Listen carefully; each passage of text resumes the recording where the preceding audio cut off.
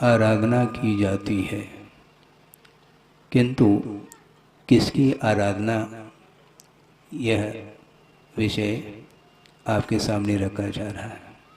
क्योंकि संसारी प्राणी, प्रत्येक संसारी प्राणी की यही स्थिति है। यहाँ तक कि आगम के आधार से यह भी बात स्पष्ट हो जाती है।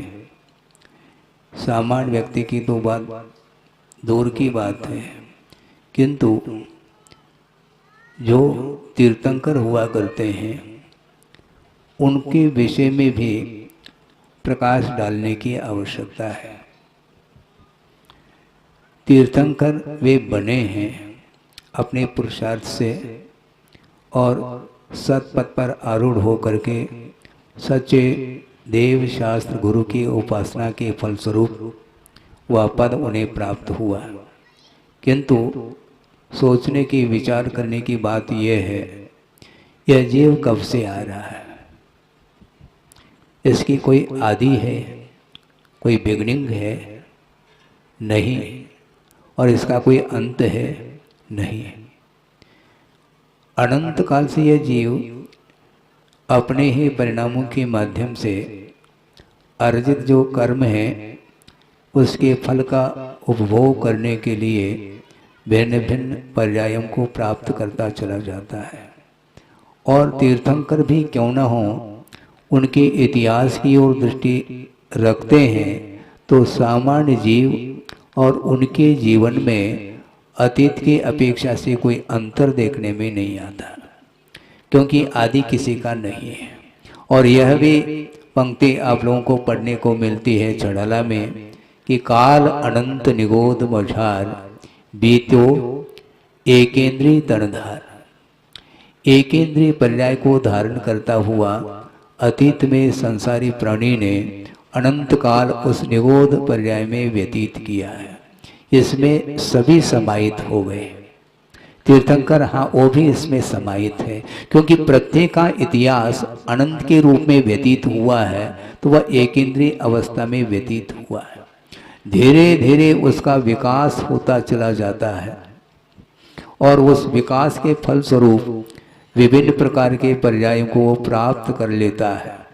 आप लोग यहाँ पर बैठे हैं, इस मनुष्य पर्याय को आप लोगों ने प्राप्त कर ली है। ये बिना पुरुषार्थ के, बिना पुण्य के उदय के संभव थोड़ी है। और पुण्य का उदय जो होता है वह बंद किए बिना उदय को प्राप्त नहीं होता। बीज का वपन जब तक नहीं करेंगे तब तक वह बीज अंकुरित होकर के वह और पौधा होकर के पुष्पित फलित नहीं हो सकता। उसी प्रकार आप लोगों ने भी अतीत जीवन में कुछ ऐसे पुण्य के संचय आप लोगों के द्वारा ये किया गया है, फलस्वरूप मनुष्य पर्याय आप लोगों को मिली है।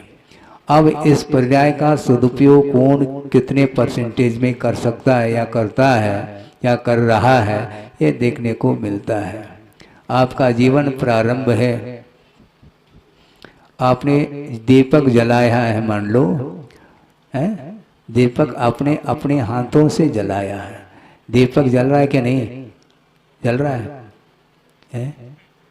जलाया है आपने दीपक को, तो प्रश्न ये उठता है कि दीपक जल रहा है क्या? नहीं, बोलो जल रहा है। मैं नहीं मानता जल रहा है, क्योंकि वह बुझने की ओर है। तेल जल रहा है, तेल जल रहा है और कहने में आता है कि दीपक जल रहा है, नहीं, किंतु तेल निरंतर जलता चला जा रहा है तो दीपक बुझने की ओर है। उसी प्रकार जीवन जो प्राप्त हुआ है अपने पुरुषार्थ के माध्यम से, उस मनुष्य पर्याय को सार्थक बनाने की दृष्टि से कुछ विचार करने के लिए अवसर प्राप्त हुआ है। एक छोटा सा बालक है, वह घूम रहा है, उसके पास भी वही शक्ति है, क्षमता है, किंतु इस सभा में बैठता तो है वो, किंतु ये जो प्रवेशन हो रहा है, जो देशना दी जा रही है, इसका क्या मीनिंग है वो बच्चे को पूछ लो, नहीं बता सकता। वो सुन तो रहा होगा, वो भी सुन लेता है, कुछ न कुछ बोला जा रहा है, किसके लिए क्या बोला जा रहा उसके पास कोई क्षमता नहीं है। वो बाल्य अवस्था से गुजरते हुए हम यहाँ तक और आए हैं कि मनुष्य का जन्म नहीं होता, बालक का जन्म होता है, यह व्यवहार कथन है। किंतु वह बालक धीरे धीरे शिशु अवस्था को पार करके वह किशोर अवस्था में आ जाता है। उसके बाद धीरे धीरे बढ़ता हुआ युवा हो जाता है। उसके बाद फिर प्रौढ़ अवस्था आती है और फिर बाद में अंतिम कौन सी अवस्था है वृद्धावस्था। और उसके लिए षडालाकार क्या कहते हैं, अर्ध मृतक सम बूढ़ापनो और कैसे रूप लख्यो आपनो। आप सोचो, बाल्य अवस्था में जो शरीर की संरचना, शरीर की जो सुंदरता वह अलग दिखाई पड़ती है। उसके शिशु अवस्था में, बाल्य अवस्था में चेहरा कैसा लगता है, लाल लाल टमाटर के समान उसके गाल देखने में आते हैं। किंतु धीरे धीरे धीरे ये पर्याय परिवर्तित होती होती विभिन्न प्रकार के पर्याय एक ही जीवन में घटित होती है और धीरे धीरे वह परिवर्तन होते होते वृद्ध अवस्था आ जाती है। उस समय वो वृद्धावस्था में जो चेहरा है, जो मुख है, उसका दर्शन आईने में आप कर लो तो समझ में आता कि मेरी अवस्था कैसी हुई है। पैदा होते इस प्रकार की अवस्था नहीं थी, किंतु धीरे धीरे धीरे वस्तु का परिणमन निरंतर होता रहता है। अंत में जा करके वह फूट जाता है, जैसे गुब्बारा फूट गया है ना। वह गुब्बारा फूला हुआ था, थोड़ा सा हवा उसमें अतिरिक्त हो तो वह फूट जाता है। उसी प्रकार यह पर्याय भी फूटने वाली वस्तु है। ये हमेशा समझ में आना चाहिए, लेकिन हमेशा समझ में नहीं आता।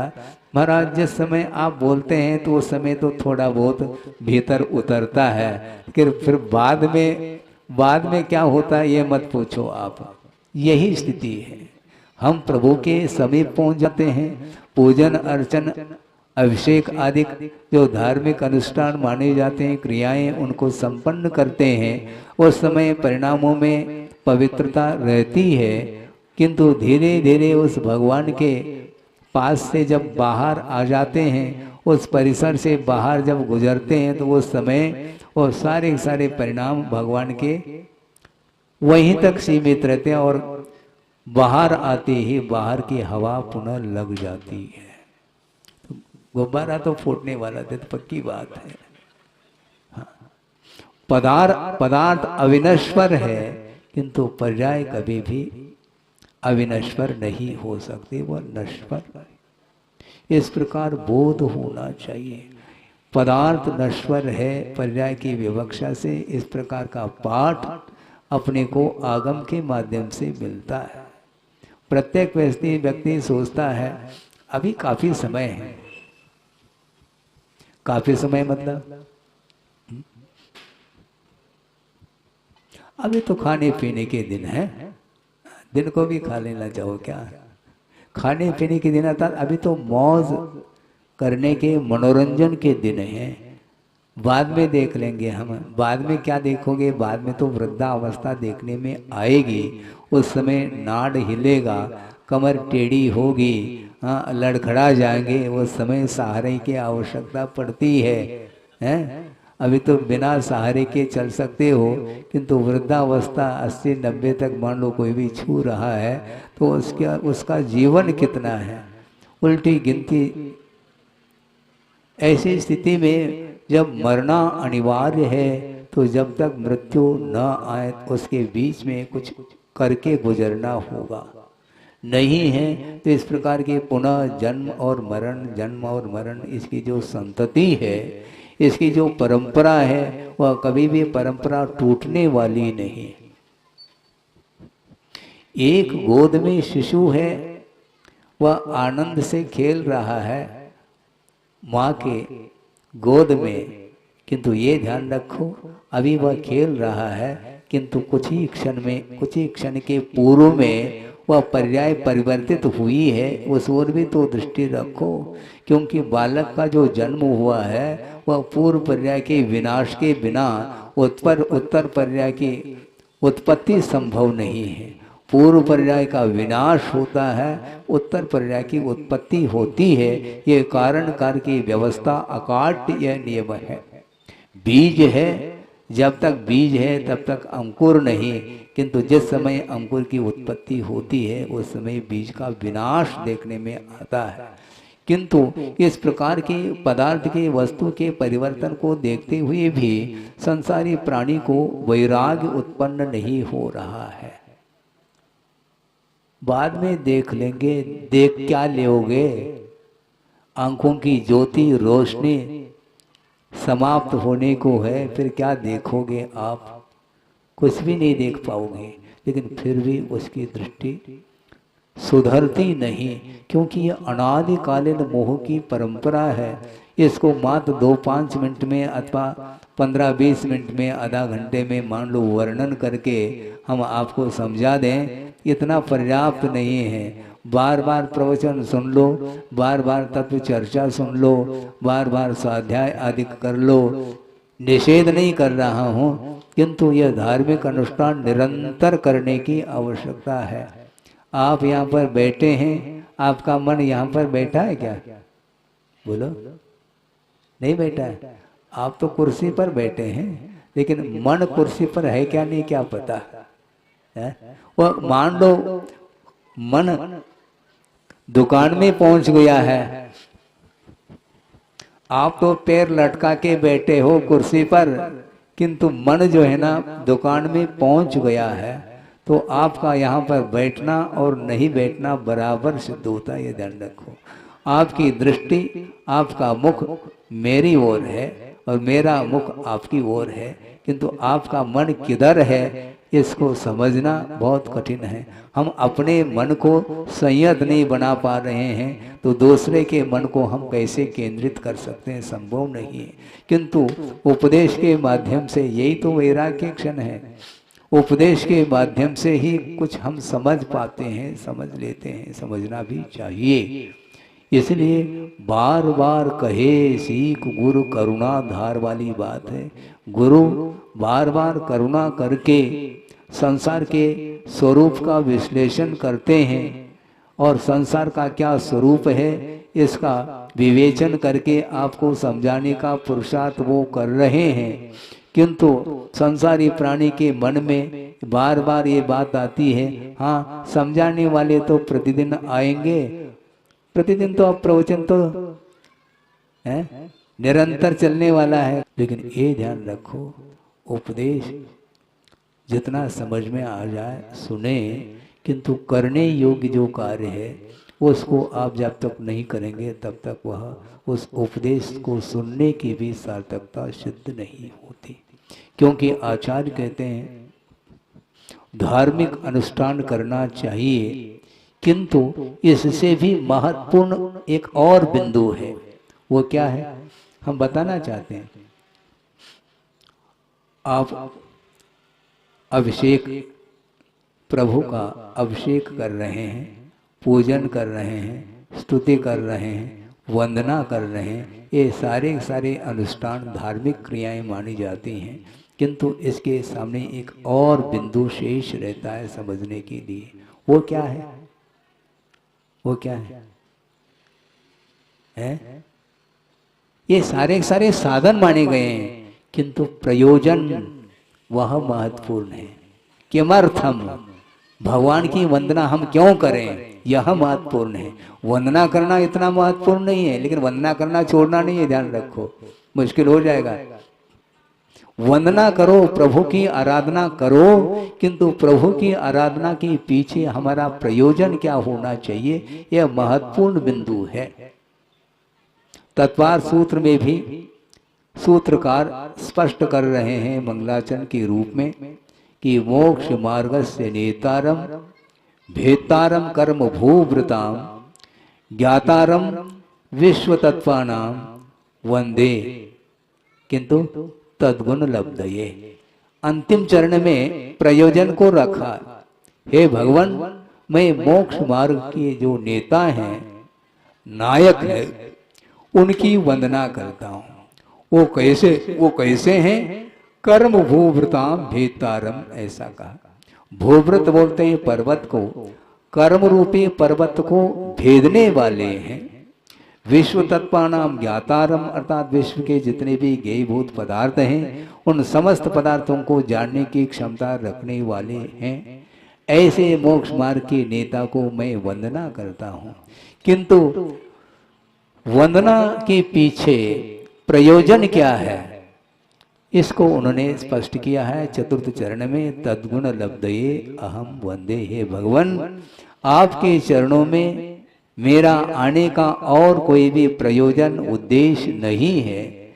एक ही मात्र प्रयोजन है कि आपने जिस प्रकार आत्मिक जो अनंत शक्ति के रूप में विद्यमान थी, उसको मोक्ष मार्ग पर आरूढ़ होकर के उस शक्ति को उद्घाटित किया है। और शरीरातीत जो अनंत सुख का अनुभव आप कर रहे हो, स्वतंत्रता का अनुभव आप कर रहे हैं, और ये भी आपने उपदेश में स्पष्ट भी कर दिया कि प्रत्येक आत्मा के भीतर वह अनंत शक्ति छिपी हुई है। उस शक्ति को जो उद्घाटित करता है, वह व्यक्ति कभी भी संसार में रहने का भाव नहीं रखता। इसलिए प्रभु के समीप आने का उद्देश्य आपका क्या है? इसी प्रकार उपदेश को सुनने का भी तो कोई उद्देश्य है क्या? नहीं। सुन लिया एक कान से निकाल दिया, फिर कल सुनना है। महाराज का काम है सुनाना और हमारा काम है सुनना। तो ये सुनाना और सुनना ये केवल परंपरा होगी, किंतु इस प्रकार की परंपरा से कोई भी प्रयोजन सिद्ध नहीं होने वाला है। किंतु आचार्य कहते हैं ये सारी क्रियाएं जो धार्मिक क्रियाएं हैं, इनके पीछे उद्देश्य महत्वपूर्ण होता है। भगवान और कोई भी प्रयोजन मेरा नहीं है। किंतु छोटा सा बालक है और वो मान लो उसको संस्कार देना है, धार्मिक संस्कार डालना है, तो उसको क्या करते हैं? मंदिर जा बेटा। वो बेटा मानता नहीं, छोटा सा है, नहीं मानता है, तो क्या करते हैं? देखो मंदिर जब तक नहीं जाओगे, भगवान को ढोक नहीं दोगे, तब तक तुम्हें क्या है? लड्डू, मिठाई, चॉकलेट, टॉफी आदि नहीं मिलेगा। और इसके प्रलोभन में आकर के वह जा रहा है। उसका उद्देश्य और कुछ नहीं, वह मिठाई मिलने वाली है और मिठाई के लालच में आकर के वह जा रहा है, और भगवान के ढोक देने में और उसका कोई भी अभिप्राय है ही नहीं। भगवान का स्वरूप भी नहीं जानता है। मंदिर क्यों जाते हैं, क्यों दर्शन करते हैं, दर्शन करने का क्या उद्देश्य, इससे उसको कोई सरोकार नहीं। मात्र मिठाई के पीछे वह दौड़ लगा रहा है, और मिठाई मिल गई बस ठीक, दूसरे दिन फिर मिलेगी। तो इस प्रकार प्रलोभन के रूप में उसकी धार्मिक क्रियाएं चल रही हैं। अथवा प्रलोभन से भी नहीं मानता है तो फिर भय दिखाते हैं, तो वह भय के वशीभूत होकर के जाना प्रारंभ करता है। पिटाई होगी, अब मिठाई नहीं मिलेगी। मिठाई मिलती थी, अब मिठाई भी मिलना बंद हो गया, अब तो पिटाई मिलेगी, इसलिए वह जा रहा है। तो आचार्य कहते हैं आप लोग प्रभु की आराधना कर रहे हो, किंतु प्रभु की आराधना करते हुए भी अभी तक इसी धरती पर क्यों हम चल रहे हैं? उद्देश्य हमारा भिन्न रहा, लक्ष्य हमारा भिन्न होने के कारण ध्रुव लक्ष्य दृष्टिकोण जो है वह भिन्न रहा है। इसलिए केवल मंदिर में आकर के, और कई लोगों के मन में ये भाव भी आ सकते हैं, भगवान आपके चरणों में मैं आया हूँ और एक चांदी का नहीं स्वर्ण का छत्र चढ़ाने वाला हूँ मैं। किंतु छत्र चढ़ाने के पीछे उद्देश्य क्या? उद्देश्य क्या मन में है सो है, मेरा दुकान, मकान, परिवार है, फला फूला रहे। इस उद्देश्य को लेकर के यदि मान लो छत्र चढ़ा रहा है तो भगवान कभी भी प्रसन्न नहीं होंगे। आपकी वंदना से, आपकी पूजा से वो भगवान बने हैं क्या? आपकी पूजा से वो पूज्य हो गए क्या? उन्होंने तो अपने पुरुषार्थ के द्वारा मोहनी कर्म को समाप्त करके पवित्र भाव धारण करते हुए निरंतर मोक्ष मार्ग पर आरूढ़ होते हुए रत्नत्रय की उन्होंने आराधना की है। फलस्वरूप वे भगवान बने हैं। आप पूजन, उनकी पूजा करो अथवा न करो, उन्हें कोई भी प्रयोजन नहीं। आप आलोचना करो भगवान की तो भी आंख उठा करके देखेंगे नहीं, और भगवान की पूजा करो, प्रशंसा करो तो भी आंख उठा करके वो देखते नहीं हैं। क्योंकि आंख उठा करके देखते हैं, निश्चित रूप से पदार्थों के प्रति आकर्षण प्रारंभ होता है, और अपने आत्म स्वरूप से पृथकभूत जो अन्य पदार्थ हैं उनसे आकर्षित होता हुआ संसारी प्राणी गाफिल हो रहा है और अपने आत्म स्वरूप से वह वंचित है। इसलिए अनंत चतुष्टय के जो धनी होते हैं प्रभु, वे कभी भी दृष्टि उनकी दूसरे की ओर नहीं जाती।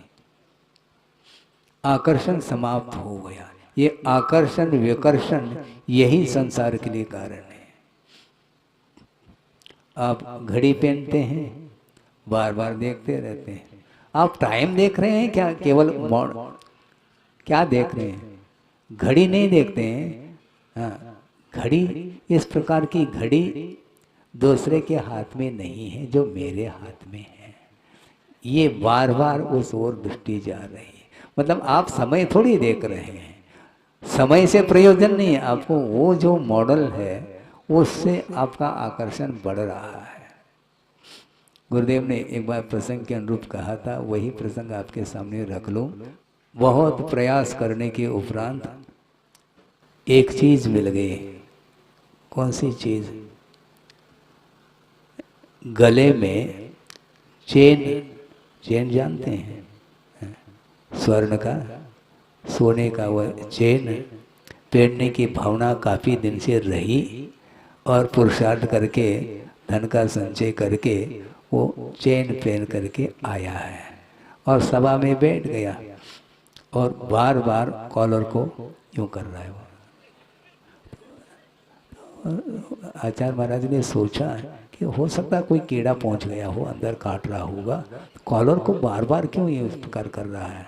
फिर बाद में समझ में बात आ गई, वो चेन को दिखाना चाहता है। ये सब क्या है? इसके लिए वह बेचैन है। मेरा चेन दूसरा देख ले, यदि नहीं देखता है तो वो चेन का आनंद ही क्या है? मतलब दूसरा देख लेता है तो आनंद, नहीं है तो आनंद नहीं। ये पराधीन आनंद है। ये जो कुछ भी सांसारिक सुख है, आनंद है, ये केवल स्वाधीन नहीं है। ये पराधीन। कोई दूसरा देखे तो आनंद, नहीं है तो आनंद नहीं। तो इसको, इस प्रकार के आनंद से क्या प्रयोजन है हमें? जो अविनश्वर सुख शांति है उसको प्राप्त करने के लिए ही मोक्ष मार्ग पर आरूढ़ होते हैं श्रमण लोग, और निरंतर बिना किसी अपेक्षा रखे, दूसरे की अपेक्षा रखे बिना मात्र कर्म क्षय के उद्देश्य को लेकर के दीर्घ काल तक भी वह साधना करते रहते हैं। कोई मुझे जाने तो ठीक, नहीं जाने तो ठीक, उन्हें कोई प्रयोजन नहीं। ऐसे स्थान में जाकर के साधना करने वाले साधक होते हैं जहाँ पर कोई भी व्यक्ति आ नहीं सकता। भयानक जो वन है, जंगल है, वहाँ जहाँ पर सूर्य प्रकाश का पहुँचना भी अत्यंत कठिन हो जाता है, ऐसे स्थान में जा कर के पर्वतों के चोटियों पर अथवा गुफाओं में बैठ कर के अथवा बड़े बड़े जो उत्तुंग वृक्ष हैं उनके नीचे खड़े हो कर के वह दिन में नहीं रात दिन वो ध्यान में लीन रहते हैं, साधना में रत रहते हैं। उन्हें कोई प्रयोजन नहीं इस साधना को कोई देख रहा है क्या नहीं देख रहा है। साधक की दृष्टि कभी भी बहिर्दृष्टि नहीं हो सकती। निरंतर अंतरंग साधना के माध्यम से ही आत्मा को वो पवित्र बनाने में लगे हुए हैं, क्योंकि अनंत काल से जो मोह से वह आत्म तत्व अपवित्र हो चुका है, क्योंकि बार बार शरीर को प्राप्त कर लेता है और शरीर के भीतर वह रह रहा है। और शरीर के भीतर क्या है? सप्त धातु से निर्मित यह शरीर है और इस शरीर के भीतर वह जीव बैठा हुआ है। इसलिए जो समझदार होता है वह सोचता है कि इस प्रकार का मुझे अब शरीर नहीं चाहिए, मिला है तो इसको धर्म की उपासना, धर्म की आराधना के माध्यम से ही इस मनुष्य जीवन की इस पर्याय को सार्थक सिद्ध करना है और इसके माध्यम से अनंत काल के लिए स्वतंत्रता का अनुभव करना है। हमेशा संसारी प्राणी पराधीनता का अनुभव करता है और उसमें भी वह सुख ढूंढ रहा है, किंतु आचार्य कहते हैं सांसारिक जो सुख है वह सुख नहीं किंतु सुखाभास है, यानी सुख का आभास मात्र है, वास्तवता देखा जाए सुख नहीं है। जल नहीं पावे प्राण गवावे, भटक भटक मरता और वस्तु पराई माने अपनी भेद नहीं करता। पराई वस्तु को अपना मान रहा है संसारी प्राणी और उसमें सुख ढूंढना चाह रहा है, किंतु वह मृग मरीचिका के समान है। हिरण दौड़ लगा रहा है, क्यों? प्यास लगी है, कंठ सूख रहा है और ग्रीष्म काल चल रहा है, चारों ओर लू चल रही है और दूर दूर तक दृष्टिपात करने से ऐसा लगता है ये पानी की लहर चल रही है, किंतु पानी की लहर नहीं, वह ग्रीष्मकालीन वह मरीचिका मानी जाती है और उसको पानी का आभास हो जाता है उसको, और छलांग मारता चला जाता है, दूर दूर दूर दूर तक छलांग मारता मारता मारता वह चला जाता है, किंतु एक बूंद भी पानी पीने को नहीं मिलता और प्राण निकल जाते हैं। इसी प्रकार संसार का ये स्वरूप है, फिर भी संसारी प्राणी को बात समझ में नहीं आती। कोई बाधा नहीं, आज नहीं कल आएगी, आना चाहिए। इसलिए गुरुओं ने ये कहा है अपने कर्तव्य को भूलना नहीं, निरंतर उपदेश देते रहो, कर्तव्य के माध्यम से सामने वाले जीव का कल्याण हो, इस दृष्टि से उसको उपदेश अधिक देना चाहिए। उसके माध्यम से उसका कल्याण हो सकता है, हो अथवा न हो, उपदेश के माध्यम से स्वयं का स्वाध्याय तो हो ही जाता है।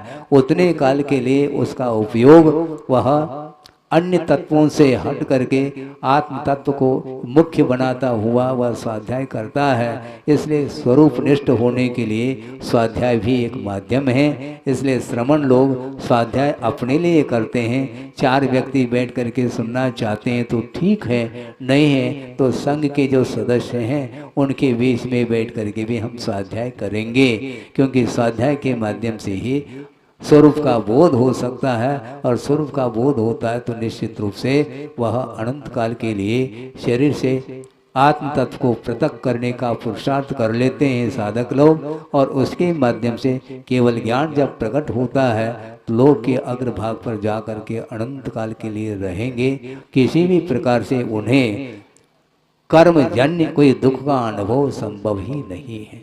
इसलिए हमारा लक्ष्य क्या होना चाहिए? अनंत काल से शरीर के अधीन होता हुआ संसारी प्राणी हमेशा बाहरी पदार्थों से आकर्षित होता हुआ चला जा रहा है। उसके कारण ही पुनः निरंतर कर्म का अर्जन करता है और उसका फल भोगने के लिए अन्यान्य गतियों में चला जाता है। इसलिए चतुर्गति का परिभ्रमण ये समाप्त हो, इस आश्रय को लेकर के ही श्रमण लोग उपदेश आदि देते हैं, किंतु उपदेश देना मात्र उनका कार्य नहीं। उपदेश को कोई सुनता है तो ठीक है, नहीं है तो निरंतर अपने आत्मा में लीन हो करके वे मोक्ष मार्ग पर निरंतर बढ़ते जाते हैं और उस साधना के माध्यम से ही उस आत्म तत्व को परमात्मा के रूप में परिवर्तित करते हैं। इस प्रकार प्रत्येक जीव के भीतर वही परमात्म तत्व विद्यमान है, किंतु देव शास्त्र और गुरु की आराधना के माध्यम से इस शरीर से उस परमात्म तत्व को पृथक किया जा सकता है। करें इस पवित्र भावना के साथ। अहिंसा परमो धर्म की जय।